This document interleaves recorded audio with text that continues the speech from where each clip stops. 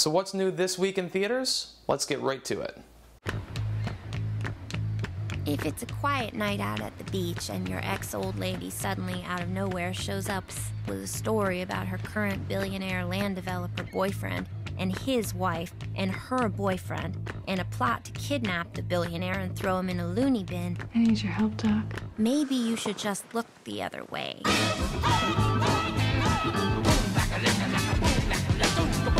Inherent Vice is a movie that I really wanted to like.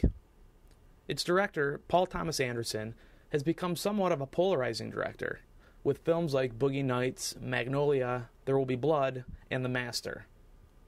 He's also developed a very rabid fan base of people who praise his every move and worship the ground he walks on. To those fans, to not like a P.T. Anderson movie means that you just don't understand. But the truth is, like all great directors, a category that I do include Paul Thomas Anderson in, by the way, they are capable of making incoherent films. Inherent Vice is one such misfire. It's part crime noir, part bumbling detective comedy, and does feature a few good performances, namely from Josh Brolin and Katherine Waterston. And it has a slick look and feel. It really captures the 1970s era in which it's set in.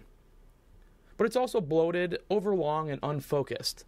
The sort of film that doesn't aim to be all that profound because it doesn't really aim for anything at all. You'll be challenged to just go with the flow, but where it leads is just not all that interesting. If you love P.T. Anderson, or if you tend to smoke a lot of pot, you will love Inherent Vice. For everyone else, this is just a jumbled drug trip and an epic, disastrous adaptation of a book by Thomas Pynchon that many said could never be made into a film. Now we know why. I give Inherent Vice a D. He's got supporters. Detroit, New York, Los Angeles, inciting large-scale arrests and sympathy marches. I'm very aware of that, Mr. Hoover. What I do know is he's nonviolent. What I need to know right now, what's Martin Luther King about to do next? Mr. President, Dr. King is here. It's pretty amazing when you think about it that there have not been many movies made about such an important, iconic figure such as Dr. Martin Luther King.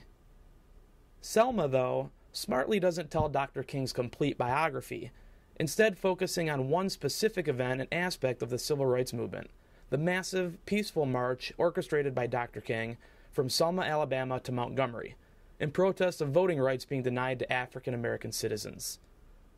David Oyelowo is mesmerizing in the role, and he's surrounded by a great cast, from Tom Wilkinson as President Lyndon Johnson to Tim Roth as the racist Alabama governor George Wallace. By focusing on this one march instead of creating a sweeping biopic, director Ava DuVernay allows us to see Dr. King in action during one of the most pivotal moments in his career. It doesn't shy away from presenting him as a real human being, flaws and all, despite his now legendary status.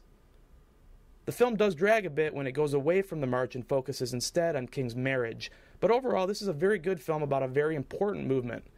Better still, it comes across as very timely in light of recent events like in New York and in Ferguson. Selma comes highly recommended, and I give it an A-. That's all for this week.